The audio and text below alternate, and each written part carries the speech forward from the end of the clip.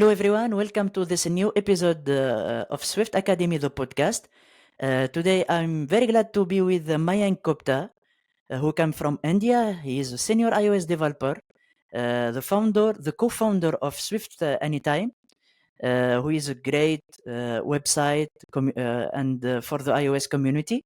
He's also the co-writer, author of the Cracking iOS Interview, who is a great book for to preparing to your iOS interview.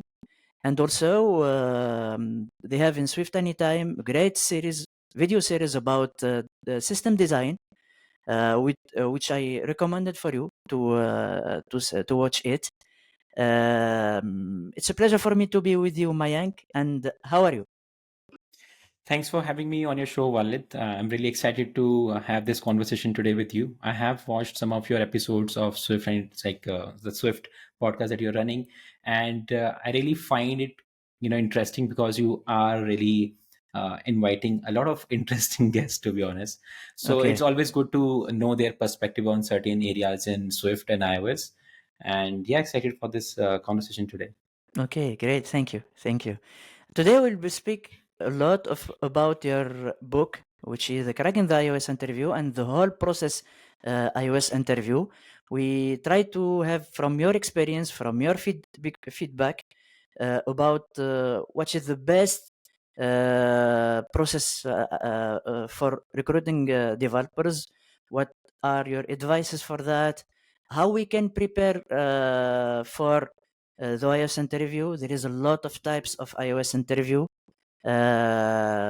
process, and we try to lastly to speak about the using of artificial intelligence in to prepare to the iOS interview, and try to use tools like ChatGPT, Gemini, etc. to improve our preparation.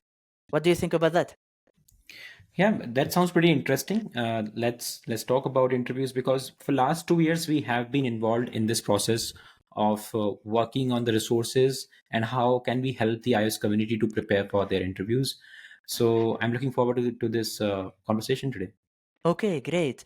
We'll begin first of all to speak about the book, The Cracking iOS Interview, which great book that I recommend. I bought it last time. It's a great book, very organized. And the first question that come to my head: what inspired you to write this book with your colleagues? But they come from different country around the world, etc. Well, that's a long story. To answer your question, I think you'll have to bear me on this. So Okay. to start with, we started Swift Time back in 2021, and we started as a community because I always wanted to do something for the iOS community. Even when I just got started in my very first year of doing it professionally, I used to look up to a lot of other creators, and I already had a YouTube channel through which I was contributing to the iOS community in whatever way I can. So when I got the opportunity, we started Swift Anytime. We created a team. We started contributing in terms of creating articles, organizing meetups across India, and then organizing virtual learning sessions as well on various topics. Back in 2022, I spent the whole year with my team doing a lot of work for the community, making sure that we are making some significant changes which are positive for the overall space. And by the end of 2022, I figured that I was, completely into it, and I was feeling like I should go full time into Swift Anytime. So Okay. I took the plunge. I decided to leave my full-time job and get, completely into Swift Anytime so that we can take it to heights, and which like through which, the intention is to make sure that we make a big impact in the iOS space, in the iOS community space. So I took that decision in 2022, and things started to change a bit in terms of what I was expecting and what happened in the reality. I was thinking that, when I was doing my full time job, I was spending 80% of my income to Swift Anytime and the Okay. initiatives that we were taking. And at that time, I was like more in the phase of I can take a lot of risk. So with that mindset, I left the job and I went ahead with my savings with Swift Anytime. And 3 4 5 months into it, after leaving the job, I figured that my savings are getting exhausted, and the plans that we had in terms of, okay, this much should be good for the next 1 year runway, that was not happening. There are a lot of random you know expenses as well that you have to make Yes. sure that you are being able to meet them, and you cannot plan everything in terms of making those expenses work for you. Mm. So we had to come to a conclusion that now that we are working for the space, we want to go full into it, we should create something that can add value and we can monetize that so that we can sustain the company in the same way. Mm.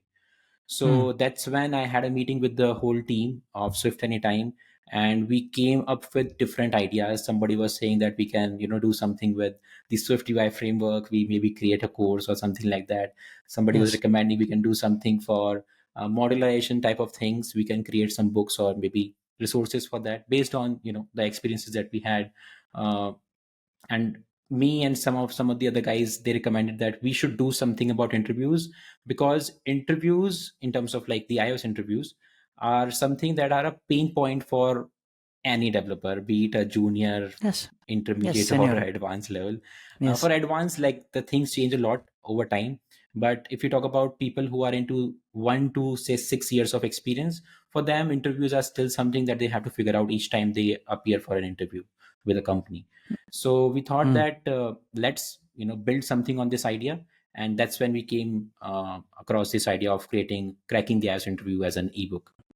Yes, yes, Yeah, great job to go with this kind of create a company, etc. The idea of Swift Anytime, and try to prepare a lot, to organize a lot of meetup around India, and to contact developers around the world to participate in the book, yeah, which make the book special for me, and for a lot of I read a lot of reviews about the book in the website.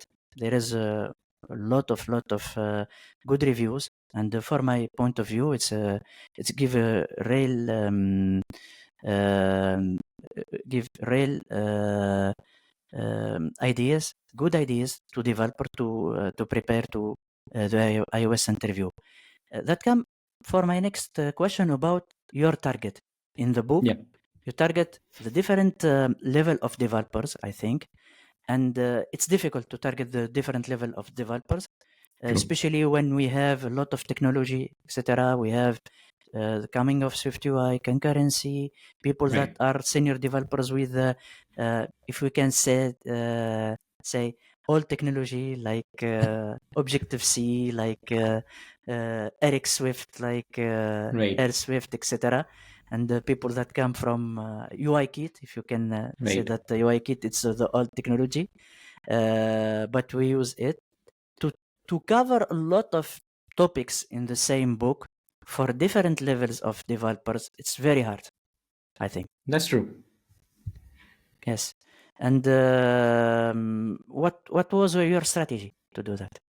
So, in terms of planning the layout of the book and structuring a curriculum for the book, I think each one of us who contribute to the book, including like all 50 plus members who were there with us while we were having these 3 4 months of complete brainstorming over what should be done in the book, and what should be done with the book in terms of the content, and what should not be there, because we wanted to create a resource that is more precise than, we do not really want to confuse the person who is going to consume the content from the book. That's why Mm, we came up with this idea of having 100 questions, so that those 100 questions can cover most of the aspect, like at least 99% of the aspect that are expected for a core iOS technical round, right? mm, Which includes definitely Swift, Advanced Swift, Swift UI, UI Kit, as you rightly mentioned. Then you have memory optimization, memory management. Apart from this, you have questions on error handling. So there were these type of areas, and then there were areas which were more miscellaneous. So we had a miscellaneous section as well, where you can include other type of questions which are more, which cannot be categorized in a certain manner, right? Uh, okay. then there were questions regarding concurrency. So these are the major space, the areas where we try to contribute. And as you mentioned before, that we got a really great response from the community. we have been pushing a lot of updates to the book already this year as well. And Mm. I got your feedback at the same time. Like few weeks back, you shared your feedback with me after reading the book, and we have also started considering that. In the next version of the book, you will find that we have made those recommended Okay. changes from your side. Okay, So great. so Thank you. yeah, I mean, that's how we are trying to create a valuable resource. Our core intention is to add more value to the community in this way. And when I say this, with this book, we want to make sure that the person who is trying to read this book is at least, if not 100, 99% ready with their iOS interview. Because 1%, we leave it for the uncertainty for the interviewer, right? They can come up with anything. So the 99% part has been covered from our side, and we leave the 1%. And I believe with interviews, you do not really need to make it the whole 100%, though the intention is always to make it the 100% times. But if you are 90% times, like 90% good with the 100% part which is asked, then you're mostly in. So Mm. that's where we are helping the community. Mm. Great, great. A lot of idea about the book, the different topics that you covered, a lot of things. Great book. I recommend to the community to buy the book and to check the different chapter topics. That it's very hard to write a book, especially when developers like to watch video, not read books about And since it books. was our very first book that we created, so we were not expecting that it will take too much time. As you mentioned, that it's not really, that easy to write a book, and Mm, we didn't anticipate the timeline in that way. We were thinking that maybe in 3 months we'll be able to release the book, but that was not the case. It took almost 6 months to get to the version 1 of the book, which was eligible to get released. mm. So we took some time, but I think it was all worth it after we heard the feedbacks from the people. Okay. Yeah. Great. We spoke about the book. We'll not speak only about the book. We'll check the all the iOS interview process, Yeah. and I think that involved over the years, the process changed. There is this process when we have question response, like academic. I think we have a teacher, developer, True. senior developer that come to ask some questions. Now there is what we call project. You give me a project and you try to check the project at home and send the project to the community of reviewers, if we can say.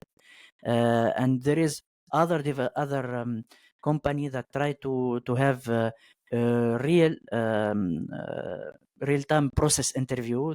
You don't know about the questions, the practical Right. question. They try to make what we call the pair programming with you to check if you are convenient to their team.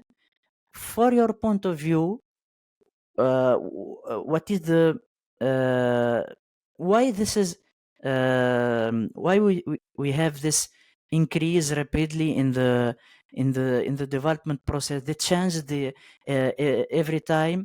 Why we didn't have template of evaluation for different company? From what do you think? There is different types of evaluation process. So you're asking me why there are different type of evaluation processes? Yes, Okay. yes, yes. So I think your question, can really itself answer this part, where every company has different type of needs, right? Because every Okay, company is working on some different type of idea, except for the service based companies, which are mostly working with all type of ideas, maybe at the same time, exceptionally. okay. But with any company, say with your company, you have different type of requirements, right? With company like DoorDash, or maybe company like booking.com, they have different type of requirements. Mm, So because the companies have different type of requirements, their interview process needs to be different from the other companies, because they want to evaluate you on some other factors, though uh, some things are always like, they always remain the same. Like we talk about data structures and algorithm, most, like many companies have this one round where they have the DSA part, which is mostly common for all. You cannot make many changes to this part. But if you talk about iOS development and the interviews that you, like the question that you can ask in the iOS development, iOS development in itself is a huge area, a huge domain where you can, you know, cherry pick one of the topics and then can break it down into multiple questions. Okay. So if some company is going really, really big into some space, maybe some companies about videos only, live streaming, then they would try to go into those protocols that are used in live streaming, or they would try to understand that how much do you understand these type of applications, or Mm. maybe a similar difficulty level of frameworks. They try to assess you based on that. And if you talk about the evolution of interviews, then you would find that 5 years ago the interview questions were completely different in terms of you used to have a template sort of where you knew that this type of question would be asked, and only these three things or four things can be asked out of this concept. Whereas today those questions have not really changed in a way, but the packaging has changed. They try to ask you some real implementation based question for the same topic, right? Okay. So I think that's how the evolution is happening, and that's why the evolution is also happening in our interview space. Okay, great. And I think that technology impact also the iOS interview, because now we find a lot of company ask about the new technology, like I said, True. Swift UI, concurrency, etc. And for for people that are old iOS developers, I think it's come very difficult to change from the company. Either they use what we call the legacy technology. Yeah. Like UI kit, etc. Like maybe not using SwiftUI. They didn't have any knowledge about SwiftUI. I think that trend is now it's for technology like SwiftUI, from Yeah. concurrency, etc.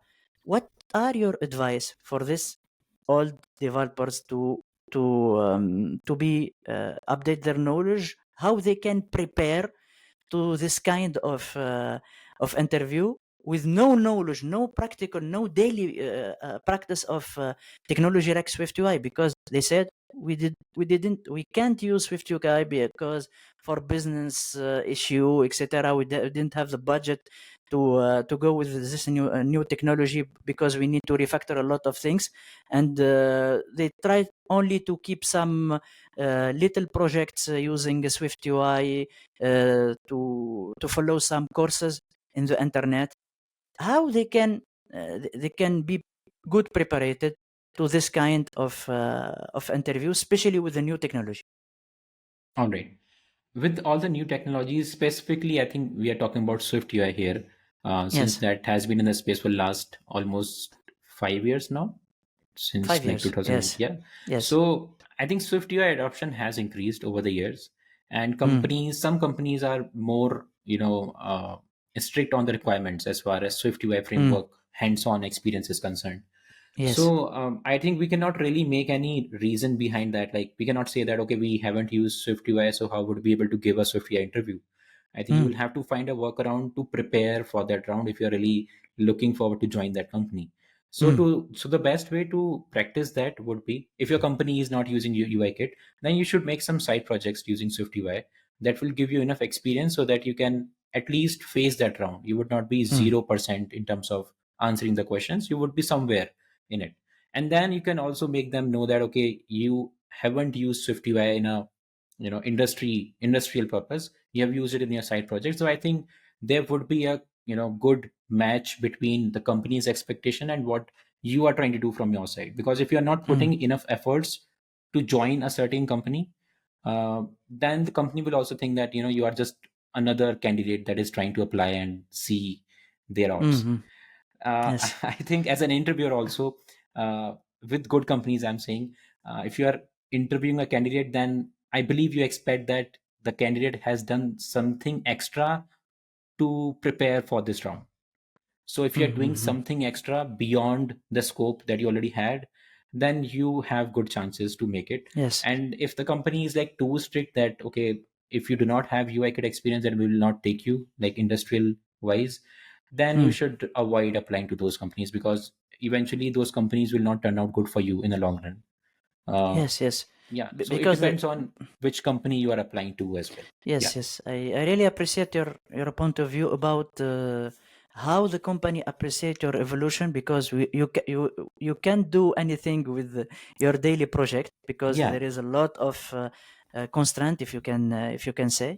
But when you have a side project, when you try to improve your level in Swift concurrency, in Swift UI, etc., and from their side they try to give you some tips and tricks question about Swift UI because they practice daily Swift UI. They try to right. prove that they are the god of Swift UI, etc. At this moment, you think that the attitude of the company and the attitude of developers that you work with them, because they try to prove that they are best than you. Yes, At this moment is a red flag from my side, I think from your side, that the company, it's not a great company to work with this kind of developers, because they try to check, they enter in some details in the Swift UI. yes. They know that you are not this experience, you didn't have this a lot And of still they experience are with trying to dig deeper. they Yeah, try to prove, yes, which I yeah, don't like. I think a lot of developers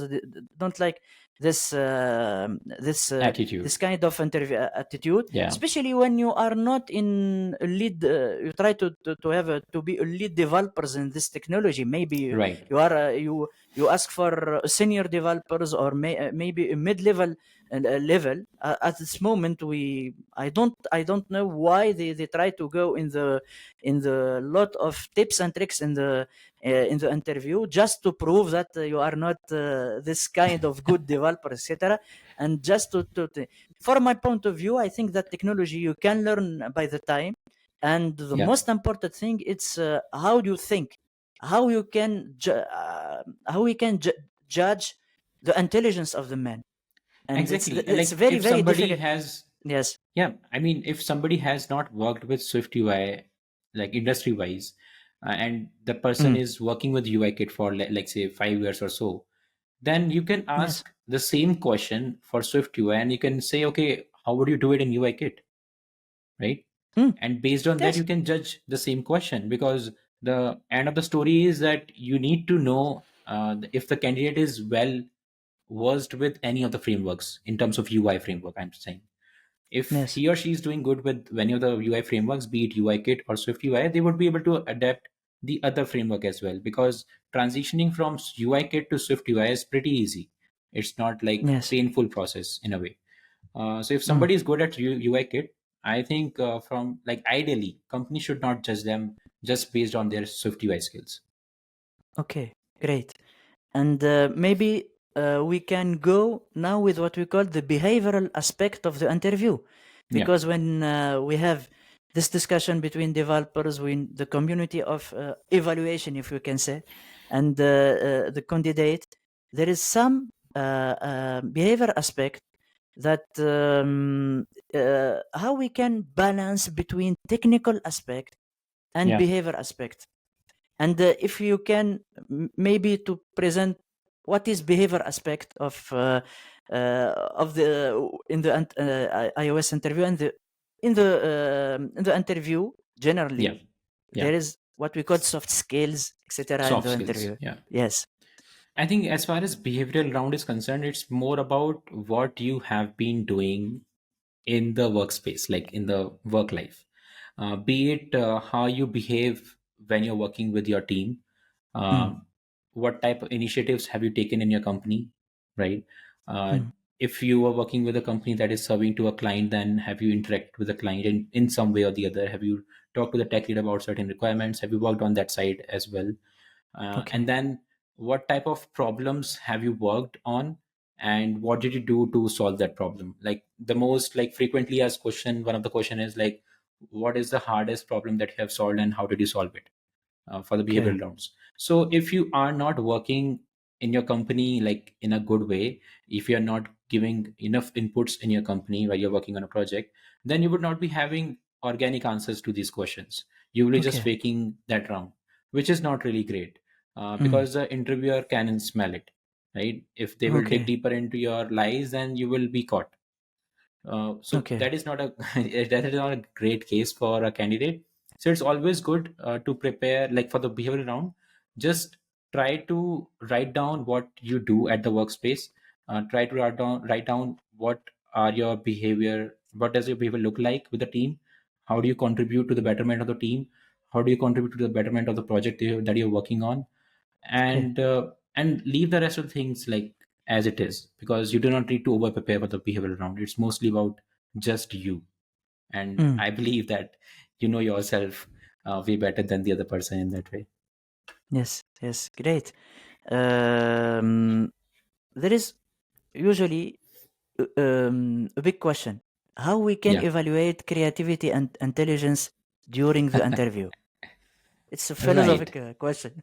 It's a philosophic question. That's true. Yes. Yes. As far as creativity versus intelligence is concerned, I think Yes. creativity should be given more weightage. Uh, and then again, it goes back to the type of company. But Mm. yeah, if we compare with creativity and then we compare it to intelligence, then you should have a good proportion between the two. It should not be like you are creative and you do not know the technicality of it. And it should not be like you are good at technical things, but you are not creative with, like some companies ask you that, you should have a taste in design along with development. So Okay. what does that say? You should have a eye for a good design. You should have an eye for precise, pixels and whatnot. Yes. So you can be a great developer, but if you're not making a beautiful UI as per the Figma or the Zeppelin that has been provided to you, Yes. then then you're not adding value to that project. So you have to maintain a balance between them. And I think creativity is underrated as far as interviews are concerned, because you are mostly expected to answer the questions that are more intelligence oriented, Mm. which I would say that like that is good enough, because creativity cannot be judged in just one round of an interview. I think Okay. you will have to work with that candidate for a month or so, then you would be able to judge, okay, if that person is creative or not. Mm. Because it's not something that you can just show right away, right? Yes. Yes. That's It's my personal opinion. yes. You Yes. may differ on the same. Yeah. Yes, yes. I think it's very difficult to check the creativity or the intelligence of person, Yeah. because it can be there is always evolution in the intelligence of any human in the time. There is they take the time. They can be reduced. That can be involved during the time, but True. they take. Very it's very difficult exercise. You should work with the person. Maybe you Right. can find that this developer this level can increase with the time, and Right. also they give you a lot. They have a lot of quality in UI, user interface. They have a Right. great um, intelligence in problem solving, because there is a Right. lot of different of intelligence. There are people that are very good in UI, user interface. Right. There are people that are very good in architecture.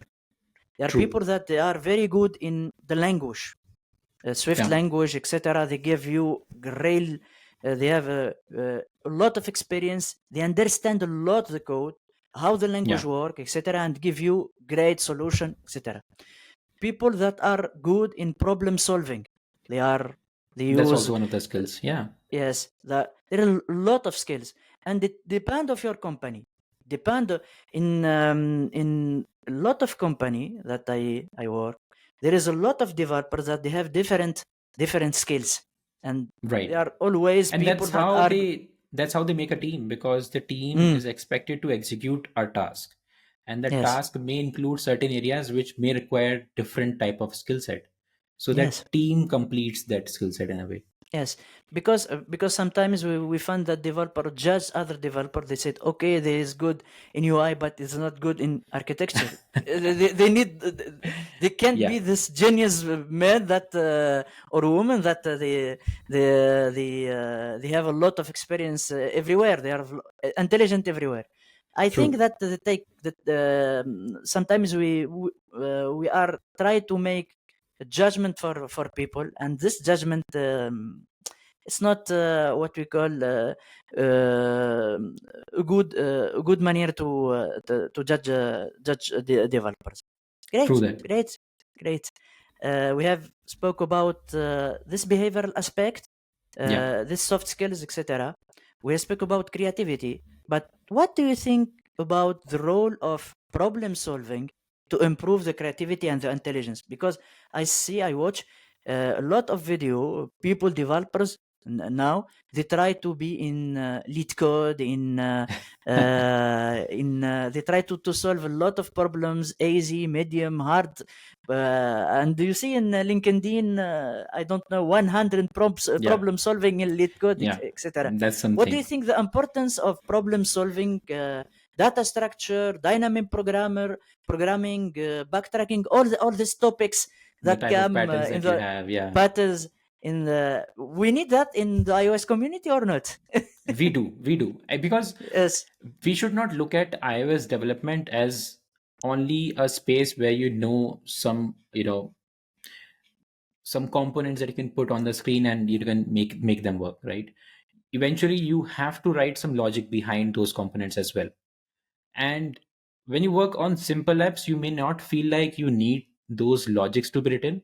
But when you work on complex tasks, right, when you work on performance of the application, when you work on the optimization, when you work on some task which requires you to write a logic, like if you take example of TikTok, right? If you Yes. have to build an algorithm for TikTok, videos, then have to put some effort into it. It cannot be just a simple algo that you can write. If you are Mm. not aware about uh, if you're not like it's like a skill set that you have to develop with practice. So it's not like if you will do lead code then you will know the answer to the TikTok algorithm. It's not like that. But if you Yes. have practiced different problems enough times, then you would be able to at least bring up an approach that can eventually lead up to a solution for that algorithm. Okay. Yes. So I used to believe that DSA and the problem solving space is not really for iOS development, but I was wrong. Mm. I think we both will agree with this that companies like the man companies, when you prepare for those interviews, you have Yes. to go through the same path. You prepare for those lead code questions, and the intention, the mindset that you have at that point is also the same. That you're practicing those questions so that if a question appears in the real interview, and the pattern of the question matches to the pattern that you have been practicing on lead code, then Mm. you would be able to bring up a solution to the table. Yes, yes. It's So yes, it's yeah, not a question of memory because people yeah, think, okay, when we practice a lot of problems in lead code that come to have a lot of experience with the different problems, the, we try to improve our intelligence right, when we are blocked in a problem in lead code, etc., and we yeah, try to make a think through time it. to think Yeah, through it, etc., etc. We are not blocked in the interview. We yeah, feel that exactly. we are comfortable with problem, and True. when we get this confidence, we pass a message to the interviewer that we are comfortable with problem, because Right. I don't think that the interviewer need try to ask you about the good solution. From Right. their side they know the solution because they Yeah. have the answer, but from your Right. side they try to evaluate your how you can Approach. how you what is your behavior Yeah. during during this process to resolve the question, problem solving. If they ask you about True. this kind of question, they try to evaluate your behavior. If you are you have experience with this kind of problem, when you faced it in your Yeah. daily working life, you are much comfortable Yeah. to maybe to have the solution. Yeah. I mean, when you work on big scale products where you have to build a Okay. new feature and no other product has built that type of feature, then you should be that person who is able to comprehend what should be done to achieve this feature, right? Yes. So if you are given a task which is completely new and nobody has ever done it, then you should be well prepared that you would be able to comprehend that, okay, maybe this solution can work for this problem statement Okay. that we have to build as a feature. I think that's the whole intention behind practicing lead code. And keep our, I discussed with you the same thing last time, that uh, practicing lead code should not be done only during interviews. You should Mm. make it a habit, like you should do it weekly. maybe 1 or 2 questions weekly, because Yes. that will keep you in an environment where you are becoming a better problem solver. And as Yes. an engineer, you have to become a better problem solver. You are not just a developer, you have to become a software engineer at the end of the day. Yes. Yes. Yes. It's very, very important. I think that the new generation of developers come with this idea. I really appreciate their mindset about the problem solving, etc. And for me, it's this is engineering for me. Yeah, yeah. Problem That's why I said you solving. you should not think about yourself as just an iOS developer. You're a software engineer at the end. So Yes. think Yes. like an engineer that way. Okay. Great. Great. Uh, we have discussed current trends, behavior aspect of the. We spoke about also problem solving, etc. And maybe we can go to the other part. How good interviewers prepare their recruiting process. For me, it's a very important question. I think that a lot of developers, lead developers that come to the interview didn't have Yeah, a lot of experience about how to ask developers from the other side. They come with the attitude of a teacher in the yeah. interview process. They come with they are not prepared to the interview, and I think it's very important thing to prepare It is. to have It this is. experience to for it's not also the question for developers, also for managers in the all the recruiting process to Yeah. really give good pictures about the company because you are accepted, you are not accepted, no problem, but there is also feedback about the company, feedback True. about all the interview. You are reviewed also by the developer that you asked. You give some idea about your company. From your side, how we can developers, lead developers, if you can, prepare their interview process To take the interviews, right? Or to prepare to for take like to take themselves the interview. to take the Yes, interviews. yes, Yeah. So I mean, yes. you would be the right person to answer this question. But since you asked me, my opinion, my opinion on this would be based on my limited experience. Is that uh, there are few things that you have to keep in mind while interviewing a candidate, and you should, like, every company has a different template to how you should interview a candidate based on the different level of experience that that candidate has. So you always have a sheet, where maybe a sheet or maybe a doc, where you have different parameters on which you have to judge that candidate. Maybe you have parameters like, maybe, Okay. local DB, and then you have memory management, then you have, say, Swift, then you have, say, UI kit. So you are judging that candidate based on these 3 4 things. You have concurrency. So you have to ask questions that are related to these topics, and you have to judge the candidate based on these topics. It should not be like you are asking only Swift questions, and based on that you made a judgment that, okay, this candidate should be in, or we should not consider that candidate. You have to have a wholesome interview, where you have given the interviewee uh, the complete freedom to choose which part is the best for them in terms of their strength, and then you judge them on those parts, right? Hmm. And there is one more thing: you can add a layer of pair programming to it, which sort of clarifies all your doubt. If you are still doubtful regarding any of the skill set that they have, or you are still thinking that maybe they have just mugged up the answers, they are more theoretical than practical, then you should go for the pair programming round. That is the actual round where you can actually make out the difference between if that was a good judgment or not. Because if the person is able Hmm. to do a real task, you do not have to have a complex task at hand, because it's a maybe a 30-minute or 45-minute window in which you have to make the judgment. But you should give a real life task to the candidate, and then see what is their approach. You try to understand their mindset, how they are thinking about solving the problem. Then you can give them hints. You can lead up to a solution eventually. So I Yes, think uh, me giving a template to the lead engineers, I think that would be wrong, because every company has one.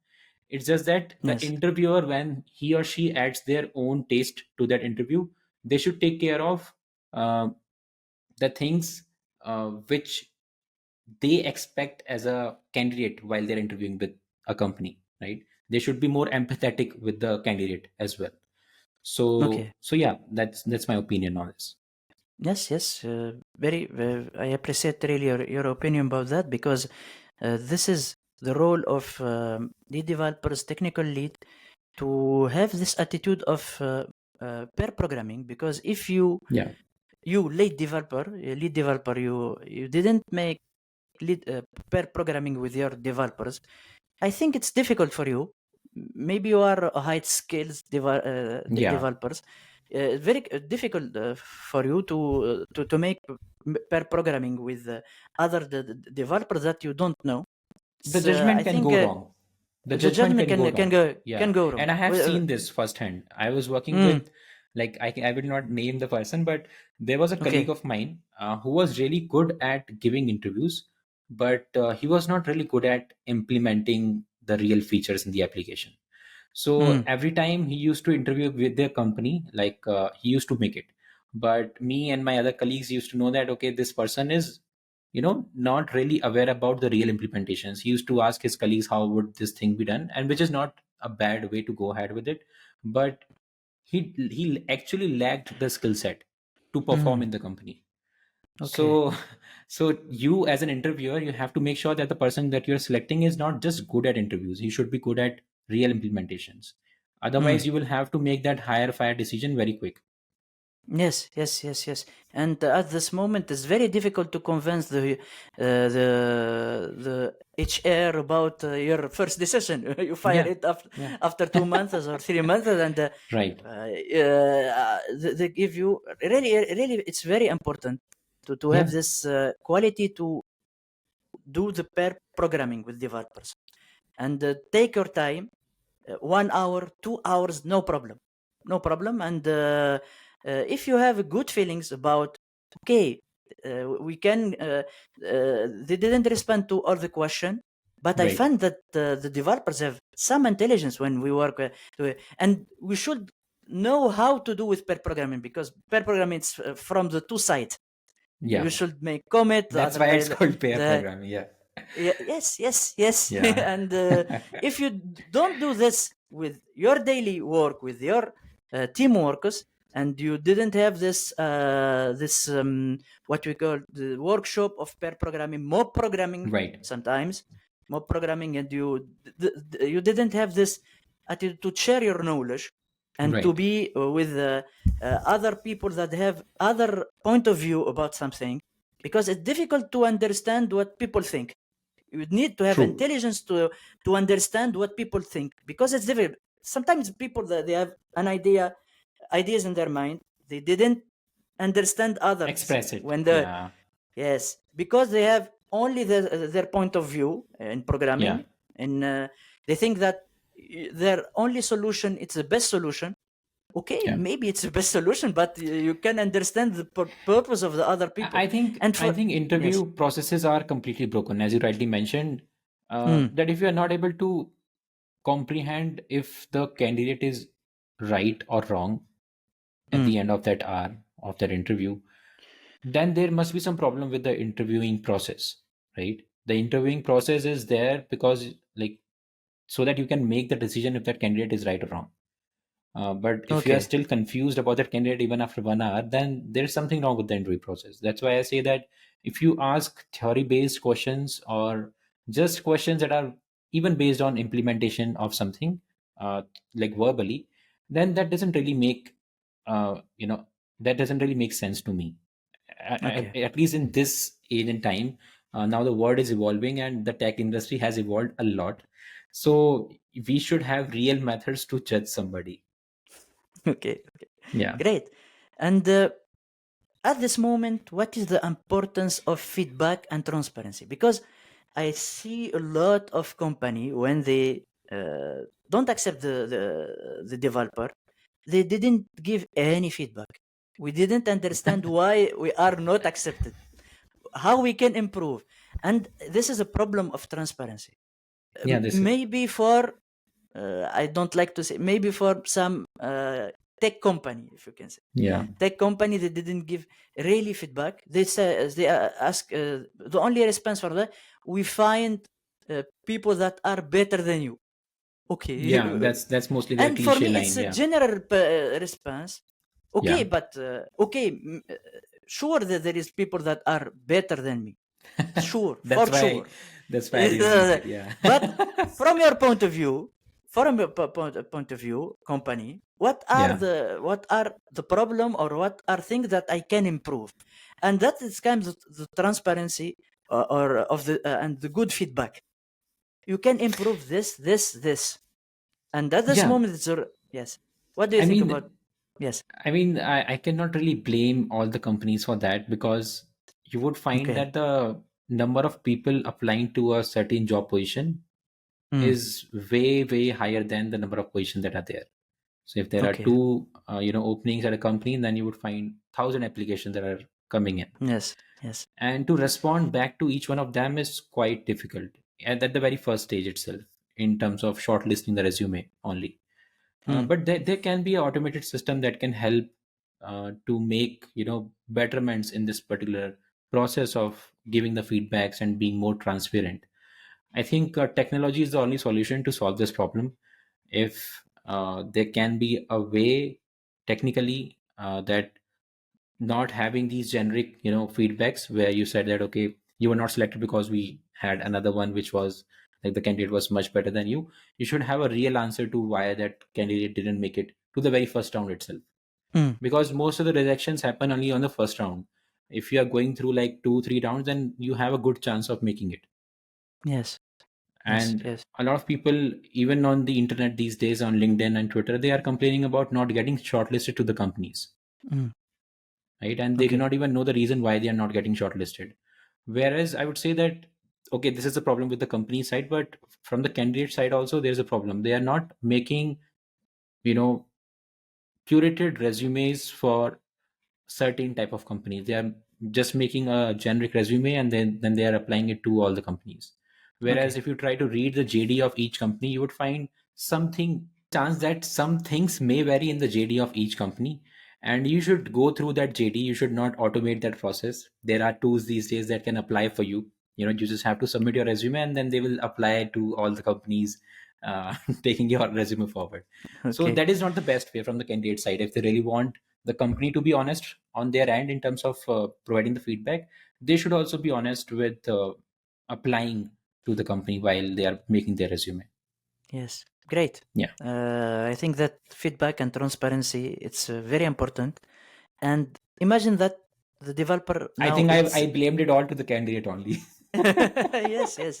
You are No, always but with the company. no, but that was not my intention. I hope the people who are listening to the podcast right now would be able to understand what I'm trying to say. Yes, yes, great. Uh, Now we can go further with the onboarding and the Yeah, rotation of the developers. I think it's very important thing. Onboarding for the true. new developers is very, very, very important thing because if we don't have a good onboarding, we can fire after 3 months, 2 months, Right. etc. Because we think that developer is not are not this device is not Performing. suitable Yeah. conforming Yeah. to the company. What kind, from your point of view, if you are accepted in a company, what are the good aspects or of good onboarding from your point of view? Okay, I think one of the things that really amazed me when I joined a new company, I used when I last joined a new company, was Mm. uh, that the founder meets you the other day, like, or maybe the same week. You have a meeting with the founder, and they tell you more about the company, the vision of the company, and what are you expected to do. Right, you have to make your expectation well clear with the candidate who has newly joined. And then you have a meeting with your manager and the whole team also, which is also very important. You can skip the founder part if you, but if you're not having a meeting with the manager Yes. and the teammates, then that's the problem. So the manager is expected to tell you, okay, we are working on this particular module, and this module is solving this problem for the product, right? And then they provide enough resources so that you can learn more about the module and the implementation that is going on, so that in the very first month you can be way more comfortable. You can come to the same page with the other people as well. not really technically, but in some way or the other, you are Okay. trying to catch up that speed with the other people who are already there in the company. Apart from this, there can be some team building exercises that could be performed, but that's something that happens in the first, or say, next 2 quarters of the company. So you can try to gel up the team, so that the environment for the candidate is becoming way more easy to survive, and to, because as a candidate you want to enjoy your work, right? Nobody wants Mm. to do a boring job. Yes. And if you are doing some boring job, then you will eventually think of changing the company. So you Uh, have to make sure from your side that the employer is enjoying the company of the team, and they are enjoying the work that they are doing. And that can only yes. be done if the company is putting enough efforts. Mm. Obviously the candidate is not someone who can be, uh, who has to also put in efforts, so that things can go ahead. But I think the 80% share goes to the company in this case. Mm. Okay, great. I think maybe I can add something about pair programming in the onboarding, Yeah. because Yeah. when you are with the lead developer, and you work with him, we can share some tickets with him, Yeah. and at this moment you have a vision about the code, the structure of the project, uh, daily pair programming, not not exaggeration. We tried not Yeah, if not, if to not do. pair programming, you can expect them to raise their very first PR, maybe solving a bug or something. Yes, yes. I don't Yeah. like. I don't like this attitude of fix bug. I think that you should not fix bug.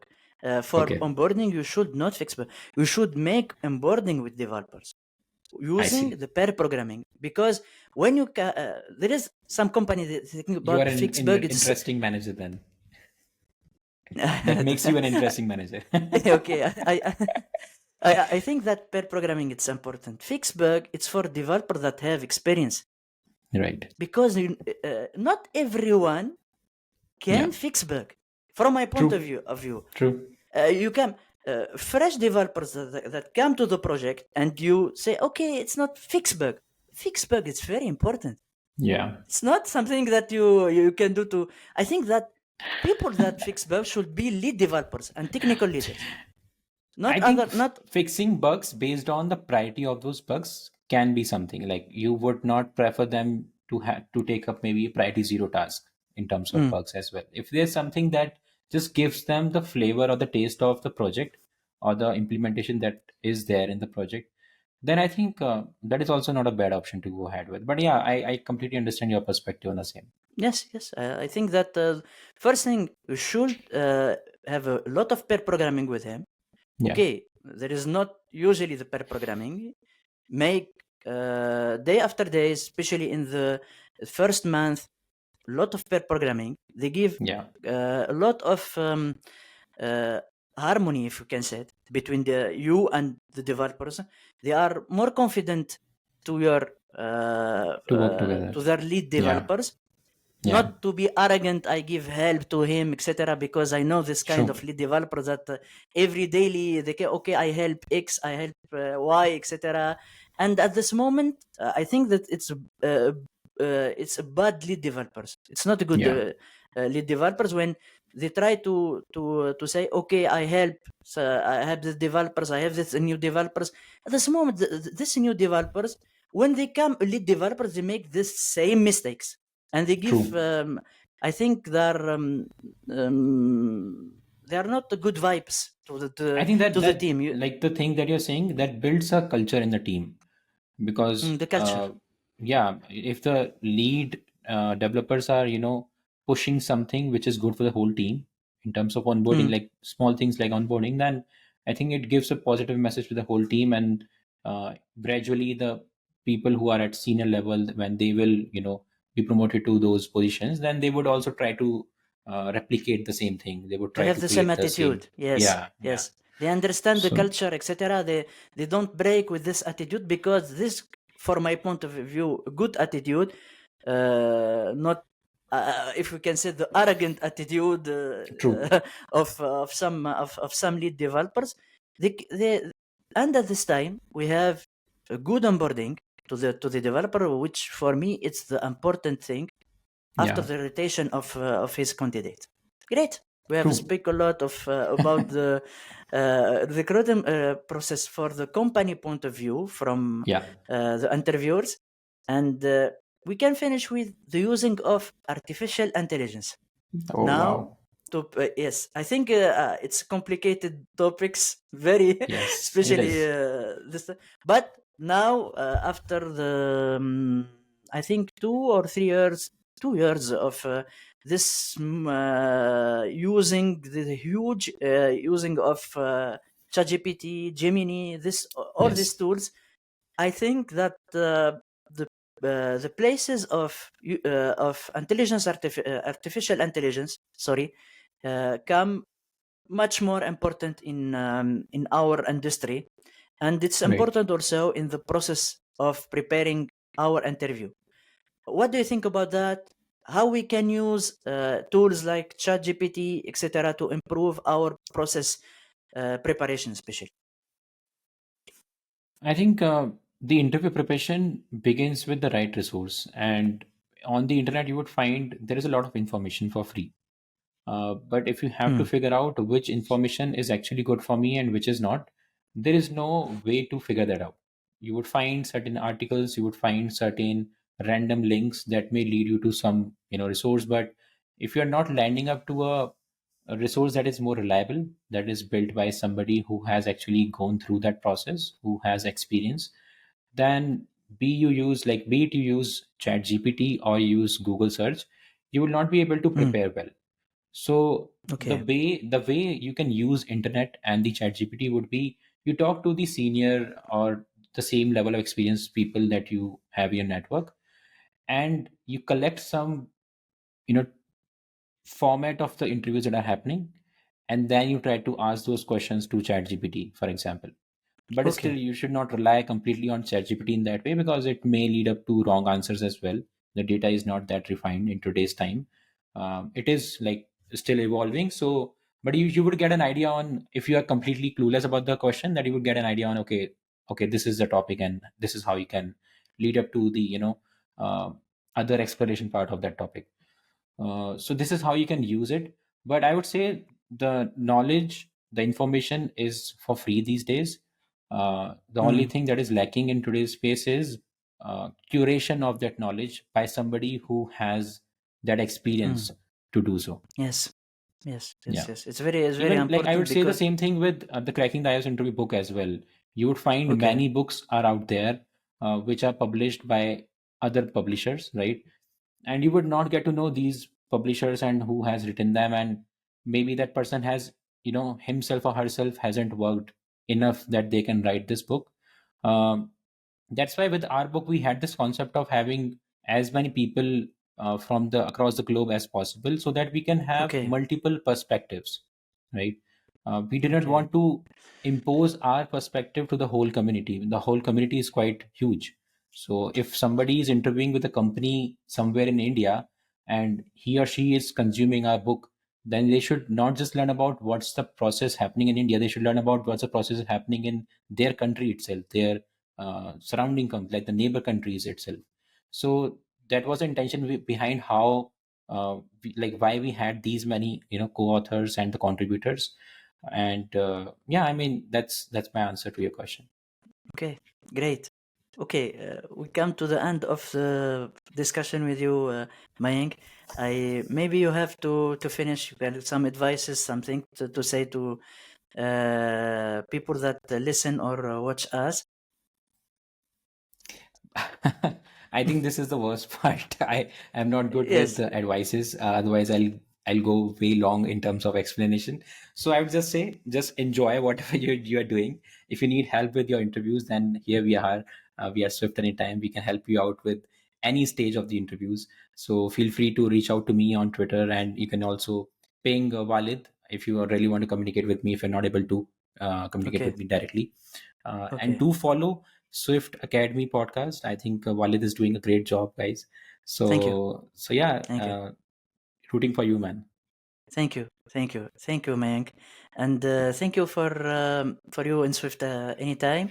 Hope we'll see you in October with my colleague to speak Perfect. about modularization. and it's like we are very excited to be with you. I hope that we can make a good presentation about our perspective at Sephora For about sure, I'm modular. looking forward to it. Okay, great. Yeah. We'll see you in October, Mayank, and all your teams in Swift at anytime. Thank you, Mayank, and see you soon. Thank you so much Hello. for having me. Bye bye. Take Thank care. you. Thank you.